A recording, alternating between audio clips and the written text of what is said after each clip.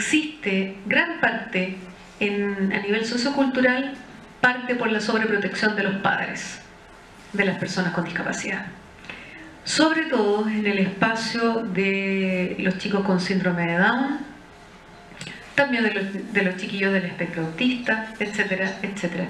Esta no es una idea mía, es lo que yo les puedo proyectar de todas las experiencias que he tenido, escuchando a padres y a muchísimas otras personas, ¿ya?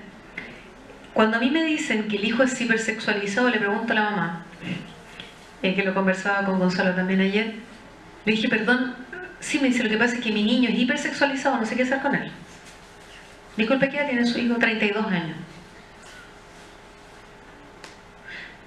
Y le digo, perdón, si usted no tuviera vida sexual a los 32 años, ¿no estaría hipersexualizado?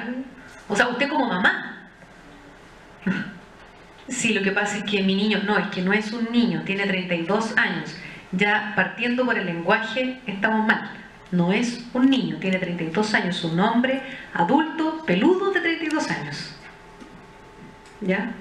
Entonces, cuando hablamos de sexualidad hay que hablar las cosas como son. Y la sobreprotección de los padres es una de las razones más grandes por las cuales hemos tenido problemas y la estigmatización en relación a la sexualidad.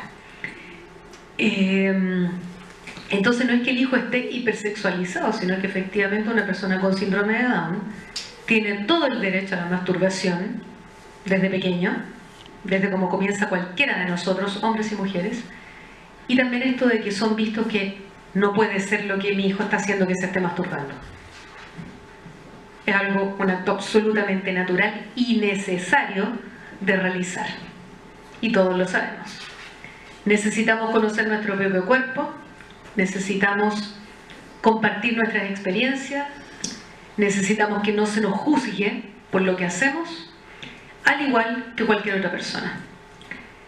También me topé con el caso de una madre que estábamos en un seminario y levanta la mano para contar la experiencia que tuvo con su hijo del espectro autista de 14 años. Y me dice, yo le puse límites a mi hijo. Yo le dije, colocarle límites a los hijos es algo absolutamente necesario. Y en esta generación, por alguna razón, no se colocan límites, ¿cierto? Bueno, pero eso es otra conversación. Y yo le dije, sí, ¿qué tipo de límites le colocó? Lo que pasa, me dijo, es que lo pillé masturbándose.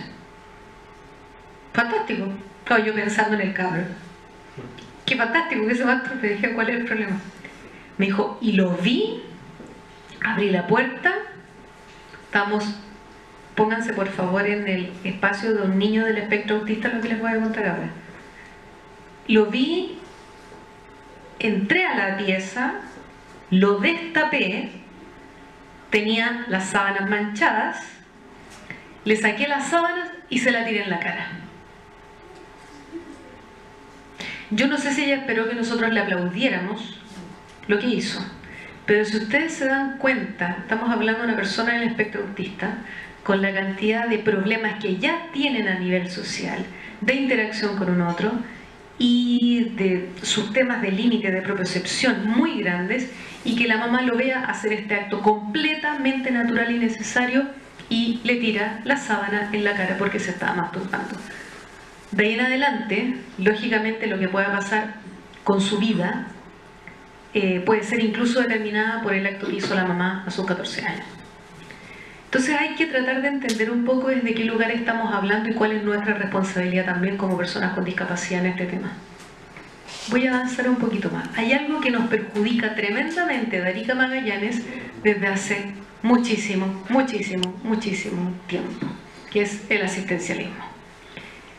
Creo que gran parte de los problemas que nosotros tenemos van por el camino del asistencialismo.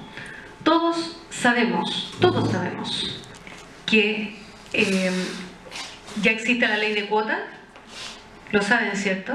Todos, que se aprobó la ley de cuota del 1%, que tienen la obligación las empresas de incluir a personas en situación de discapacidad con más de 99 personas. O sea, la número 100 tiene que ser una persona con discapacidad en la empresa. Si el asistencialismo no fuera tema en este país, la ley de cuota no sería necesaria. Es algo muy claro. ¿ya? No necesitaríamos ley de cuotas, no necesitaríamos que nos miraran con cara de angelitos ni también con cara de niños, porque me imagino que a ti te ha pasado también, que te miran con esa cara de drama, pobrecita, de pobrecita, efectivamente, y muchísimas otras cosas más. Y esto, estamos posicionados desde este lugar todavía, y hay varias cosas que tienen que ver con el asistencialismo. Muchos de nosotros, las personas con discapacidad, queremos terminar con eso, muchísimos. Pero hay muchos que les gusta vivir de ahí, desde ese lugar. Y por lo tanto, hay otras personas que se quieren quedar en ese lugar. Y eso no nos beneficia para nada. No solamente en el ámbito de la sexualidad, sino que en todo el espectro de la comunidad de las personas en situación de discapacidad y los que trabajan en pro de que esto suceda, en este caso los chiquillos, los intérpretes de lengua de señas, psicólogos, kinesiólogos, terapeutas, etc. Yendo directamente al tema de la sexualidad, vuelvo al asistencialismo porque nosotros no podemos seguir juzgando más a los profesionales de la salud de por qué motivo este tema no se toca en los hospitales, en las clínicas, en las municipalidades, en los centros de salud, y la respuesta es muy simple. No lo tocan porque no saben. Y no saben porque no tienen por qué saberlo. Les cuento por qué. Porque en los centros de formación, en las universidades, este tema no se toca. Los profesionales de la salud nunca escuchan hablar de discapacidad y sexualidad en sus mallas académicas. No está dentro de la malla curricular la sexualidad en las personas en situación de discapacidad. No está. Se lo digo porque trabajo en la Facultad de Medicina de la Universidad de Chile. Y no está en las mallas curriculares. Y lo he conversado con muchas universidades de Arica a Tierra del Fuego. Y no existe la temática de la sexualidad. Entonces, cuando ustedes recurren a un centro de salud o quieren hablar en relación al hijo de la sexualidad y le dicen, saben que nunca he hablado de este tema, pero ¿cómo es posible si usted es el profesional? No son el profesional de este tema. Y ahí es donde comenzamos nosotros a entrar, tenemos que entrar en acción nosotros. Las únicas personas que pueden hablar de vida sexual activa en situación de discapacidad somos las personas con discapacidad. Y las que podemos decirle a ustedes a calzón quitado que esto no es más tema, no debería ser más tema del que es. Algo absolutamente natural. Hay que naturalizar este tema de una vez por todas, colocarlo en la mesa, entender que porque yo tengo un problema de movilidad reducida no quiere decir que no tenga orgasmo, que no tenga puntos erógenos distintos, que no haya lubricación de por medio, etcétera, etcétera, etcétera, etcétera. Muchísimas cosas más. Cuando he conversado con las personas específicamente de alta dependencia, en temas físicos, el mayor problema que tienen es el hombre, porque cree que deja de lado su virilidad y su masculinidad porque tiene un accidente, una movilidad reducida. Y es gravísimo. Entonces lo que yo les pido a las clínicas y a los hospitales es que cuando tengan personas de alta dependencia, sea cual sea la discapacidad que tengan, auditiva, visual, física, etc., los deje conversar entre ellos. Porque nadie más va a entender este tema. ¿A qué me refiero? Me refiero a lo que ocurre con la pareja. Me refiero a lo que les ocurre a ellos. Ustedes pueden escuchar que las personas, por ejemplo, les dicen, ¿saben que anoche por primera vez, después de un año que me accidenté, quise tener vida sexual activa con mi esposa y me hice caca en la cama? Y eso ocurre. ¿Y quién mejor que la otra persona que está ahí? Le va a decir, ¿sabes qué, compadre? A mí también me pasó. Y ese diálogo solamente se va a hacer entre personas que le pasa exactamente lo mismo. Y es ese espacio donde el profesional de la salud no tiene que estar. Los tiene que dejar dialogar. no tengo lubricación, por ejemplo, la mujer, alguna mujer, no tiene lubricación, me pasa esto, no sé, en el caso de la discapacidad auditiva, y aquí no voy a citar a ninguna persona en específico, pero no sé si a ustedes les pasará como personas siendo parte de la comunidad sorda, que el olfato y la vista para ustedes son elementos muy importantes de interacción con el otro. En el caso mío, que no tengo tacto, dejé de tenerlo hace 13 años atrás, ocupo mucho el olfato y mi boca para tener vida sexual. Porque no tengo tacto. Si bien puedo levantar los brazos, no muevo los dedos, ni tampoco las muñecas. Por lo tanto, sí puedo utilizar otras cosas de mi cuerpo que a mi pareja le pueden dar placer. Pero si salimos de la genitalidad, que es lo ideal, entender que la vida sexual activa se entiende desde el gozo, desde el placer, desde la mirada, desde el acariciar el pelo, de estar en conjunto con un otro, de disfrutar de su mismo cuerpo. Que lo he escuchado tantas veces, no, que no se masturbe porque es un pecado, no. Es necesario que se masturben, y se los pido yo a las personas con discapacidad siempre, flaco, mastúrbate. Es necesario conocer tu propio cuerpo. Cuando se tiene un accidente automovilístico o algún accidente vascular, etc., muchas veces la masturbación es una herramienta de rehabilitación para entender. Conversando hoy día es la sobreprotección de la familia, que un niño de 30 años no es niño, es un hombre de 30 años. La falta de la naturalización de la temática, que mientras más escondida, mejor. Que mientras ven a una persona con discapacidad, dicen, no, la verdad es que... Ah, y el otro asume de que la pareja también va a ser una pareja con discapacidad. Eso se asume. Se asume. Y es un error garrafal. La persona con discapacidad asume una posición asistencialista, efectivamente. Como les comentaba, a muchos les conviene de verdad estar en ese lugar. Y también pasa incluso por el tema de la ley de cuotas, que en algún minuto, si sobra tiempo, lo podemos también conversar. Pero tomar la posición asistencialista y no nuestro rol, que también le podemos enseñar a los profesionales de la salud, no vamos a avanzar mucho si nos quedamos ahí. ¿Ya? Los centros de rehabilitación, clínicas, hospitales no tienen conocimiento del tema y no tienen por qué tenerlo. Por favor, entendamos eso. No tienen conocimiento, pero no es juzgable el que no tengan ese conocimiento. Es porque yo no conozco terapeuta ocupacional y kinesiólogo que haya tenido educación en su malla curricular en relación a este tema. Y las personas con discapacidad somos responsables de ejercer esa educación. Porque hablamos mucho del sujeto de derecho. Mucho. Nos llenamos la boca con el sujeto de derecho en relación a la discapacidad. Pero cuando hablamos del sujeto de deberes, ¿han visto los gatos erizados? Así. Ese es nuestro deber. Nuestro deber es educar, nuestro deber es conversar, nuestro deber es colocar este tema en la mesa para la gente que no lo conoce. Y si los papás no lo conversan, no importa, lo conversan ustedes. En este caso nosotros, que es lo que estamos haciendo acá. No existe denuncia y violación a derechos humanos. Voy a colocar un ejemplo que ocurrió acá en Chiloé y me encantaría saber qué pasó con ese tema. Fue el año pasado, me acuerdo que salió en la radio Bio Bio, del caso de una chica postrada.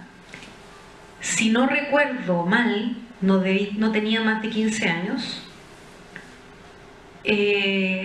violada constantemente. A raíz de esas violaciones quedó embarazada, postrada, estaba postrada y embarazada. Violador, el papá. Esto fue, y creo que los actos de violación fueron durante 5 años o 4 años consecutivos. Y pasó acá en Chiloé. Fue aquí, en Chiloé. ¿Dónde? No sé. No sé en qué parte de la isla fue, pero fue en Chiloé. Fue noticia a nivel nacional. Mi pregunta es, ¿ustedes creen que yo me voy a tragar la historia de que la mamá de esa niñita no tenía idea de que el papá llevaba 5 años violándosela? No. Entonces la denuncia de violación de los derechos humanos tiene que existir. Por eso mismo les digo que por favor revisen los derechos sexuales y reproductivos. Porque hacer una charla solamente de esos 2 horas nos vamos a demorar. Revísenlo. Cada acto de violación a los derechos de las personas en situación de discapacidad se hace en el juzgado de policía local. Cualquiera, desde un mal estacionamiento, desde una persona que está mal estacionada, hasta esto que estamos conversando hoy día. Juzgado de policía local. Lo otro importante, que también lo conversábamos ayer con Gonzalo, que tiene que ver precisamente con esta violación de derechos humanos. Hasta el día de hoy se esterilizan a las personas en situación de discapacidad sin su consentimiento. No estoy hablando de mujeres adultas, estoy hablando de niños de 7, 8, 10, 12 años que están siendo esterilizados sin consentimiento. Yo no puedo entender quién es para juzgar si la otra persona en algún minuto de la vida quiere ser padre o no. Y en Puerto Montt ocurrió el año pasado que una pareja de personas sordas tuvieron un hijo. Y la madre de la mujer hizo lo posible por quedarse con la tuición del pequeño. Y efectivamente se lo quitaron. Eso también tiene que ver con una vida sexual plena. Eso fue en Puerto Montt, para que lo revisen. Personas jóvenes, entre 25 a 30 años, tuvieron su hijo y la mamá de ella luchó para quedarse con su nieto porque decía que ella como abuela, decía que era inconcebible que su hija y su pololo fueran capaces de criar a su propio hijo. Lo peor de todo es que ganó la tuición. Eso fue lo peor de todo. Entonces, si existe violación, todo esto tiene que ver con una violación a los derechos de las personas con discapacidad. Pero si nosotros, como personas con discapacidad, no somos capaces de denunciar ese tipo de actos, vamos a seguir sumergidos en el asistencialismo, que lo conversábamos en la diapo anterior.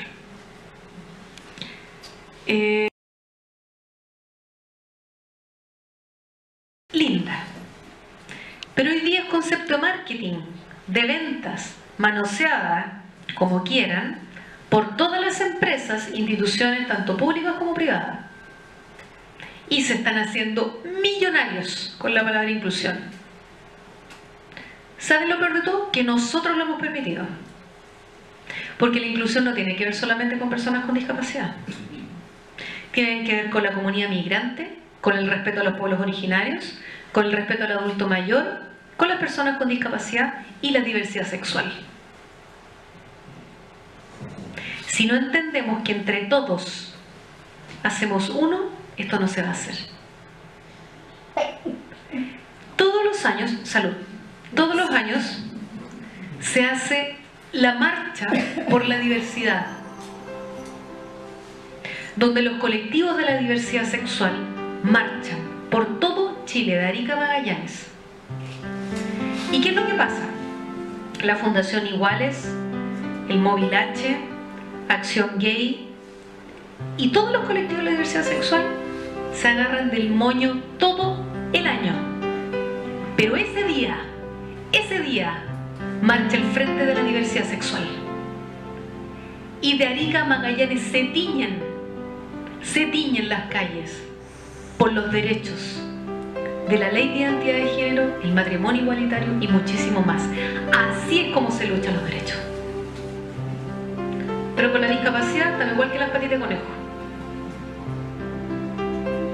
¿Salgamos a marchar?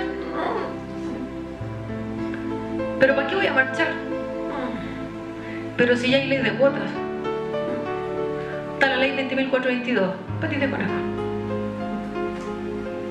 Y nos quedamos eternamente. Entonces, ¿es molesto? Claro que es molesto escucharlo. Y lo peor de todo es molesto vivirlo.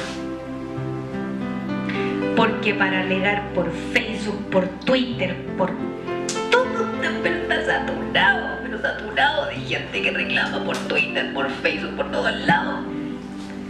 Pero cuando tienen que ir a reclamar al juzgado de policía local, patita de conejo. No, ¿para qué decir? No, es que no hay micro. No, no tengo transporte. De Arica a Magallanes. Yo les voy a contar por qué este tema para mí es tan importante poder tocarlo con ustedes. Soy mujer, 1. Persona en situación de discapacidad, 2. Homosexual, 3. Y mi novia es migrante. Entonces, tengo englobadísimo el tema de la inclusión.